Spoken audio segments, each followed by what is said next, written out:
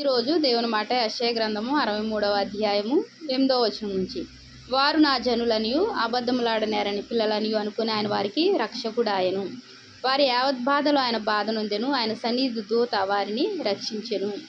ప్రేమ చేతను తాలిమి చేతను వారిని విమోచించెను. పూర్వదినములన్నిటను ఆయన వారిని ఎత్తుకొనుచు మోసుకొనుచు వచ్చెను.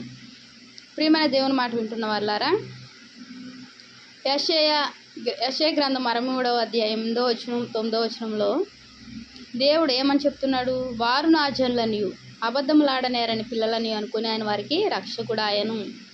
ఏమిటా అబద్ధము? దేవుడు ఈ లోకానికి మనల్ని రక్షించడానికి వచ్చాడు. ఆయన పరమసింహాసనం వదిలి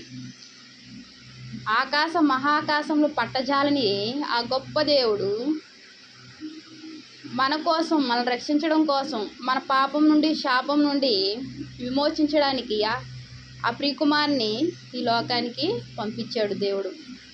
మరి యేసయ్య సిలువలో కార్చిన రక్తధారల ద్వారా ఆ విలువైన రక్తంతో మనల్ని కొనుక్కున్నాడు. అంత మాత్రమే కాకుండా ప్రతి కార్యంలోనూ ఆయన మహాకనికరం చూపుతూ మనల్ని ఎంతగానో ప్రేమిస్తూ నడిపిస్తూ పోషిస్తున్నాడు. వారు నా జనులని అబద్ధములాడనేరని పిల్లలని అనుకుని ఆయన వారికి రక్షకుడు ఆయన మనల్ని రక్షించాడు, రక్షకుడు అయ్యాడు. మరి మనము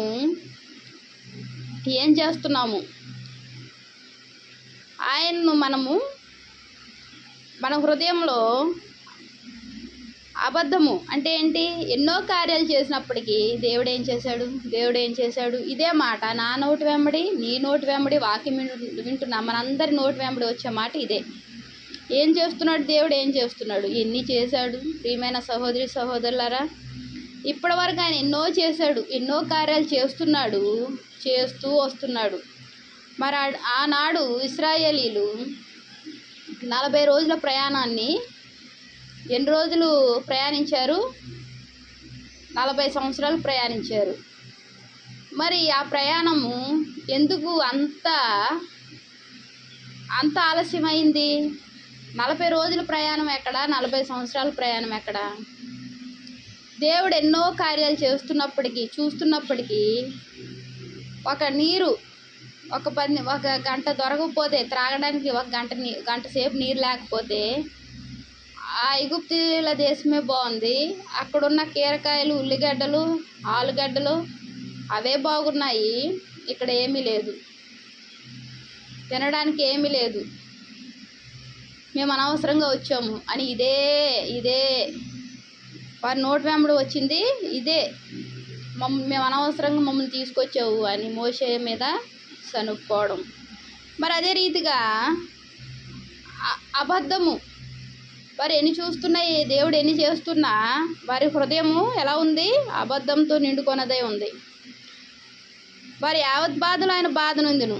ప్రతి బాధలో, మన కష్టాల్లో, సమస్యలో ఆయన కూడా బాధ నొందుతూ ఏం చేశాడు దేవుడు? ఆయన సన్నిధి దూత వారిని రక్షించెను. మనల్ని రక్షించేదిగా ఉంది సన్నిధి దూత.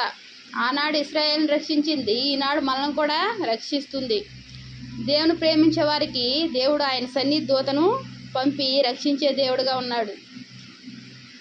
మనకు తెలియకుండానే వచ్చే సమస్యల నుంచి దూరం చేస్తూ రక్షిస్తూ నడిపిస్తున్నాడు. మనకు ఆ సమస్య ఏంటో తెలియదు, ఆ ఇబ్బంది ఏంటో తెలీదు.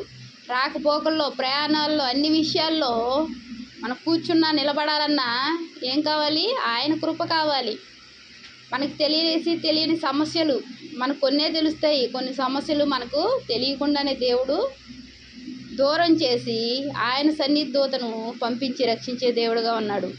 ప్రేమ చేతను తాలిమి చేతను వారిని విమోచించెను. దేవుడు ఎలా విమోచించాడు? ప్రేమ చేత, తాలిమి చేత ఆయన విమోచించాడు. చిన్న బిడ్డల్ని ఏ రీతిగా వారు ఎంత మారం చేస్తున్నా ప్రేమతో తాలిమితో తల్లిదండ్రులు ఏ రీతిగా చూస్తారో ఆ రీతిగా, అంతకన్నా ఎక్కువగా తల్లిదండ్రులైనా ఒక్కోసారి విసుక్కుంటారు, తిడతారు. అంతకు కాకపోతే ఒక దెబ్బ వేస్తారు. కానీ మనల్ని సృష్టించిన సృష్టికర్త ప్రేమ చేత తాలిమి చేత మనల్ని విమోచించాడు. పూర్వదినములన్నిటను ఆయన వారిని ఎత్తుకొనిచు మోసుకొనిచు వచ్చాను. ఇప్పటి వరకు దేవుడు మనల్ని ఏం చేశాడు? ఎత్తుకొనిచు ఆయన మోసుకొనిచు వస్తున్నాడు. మరి ముందు కూడా ఎత్తుకునే దేవుడు ఆయన మోసుకొనిచు మన భారాలన్నీ ఆయన వేసుకొని మనకు విడుదల కలిగి చేసే దేవుడు ఆయన. మరి మనము ఆయన స్తుతించాలి, ఆయన ఆరాధించాలి, ఆయన కృపకు పాత్రలమై ఉండాలి. దేవునికి వందనాలు. ప్రార్థన చేస్తుంది. మహాప్రేమగల తండ్రి, కృపగలనైనా తండ్రి, నువ్వు ఎంతగానో ప్రేమించావయ్యా తండ్రి. ఎన్నో కార్యాలు చేస్తూ వస్తున్నావయ్యా. ఆశ్చర్యకార్యాలు, అద్భుత కార్యాలు, గొప్ప కార్యాలు మా జీవితాల్లో చేస్తూ నడిపిస్తున్నావయ్యా తండ్రి. యేసయ్యా, ఈ ప్రేమకు ప్రభువా దూరంగా ఉంటే క్షమించు ప్రభువా తండ్రి. నాయన నీకు ఎన్నో వందనాలు, స్తోత్రాలయ్యా. నీ ప్రేమకు బద్దులమై జీవించే కృపను మాకు అనుగ్రహించండి. వాక్యం వింటున్న ప్రతి ఒక్కరిని ఆశ్రయించి దీవించి నీ దీవెనతో నింపండి అయ్యా. నీకు ఎన్నో వందనాలు, స్తోత్రాలు చెల్లించుకుంటే నామమున వేడుకుంటున్నాను తండ్రి. ఆమేన్. ప్రైజ్.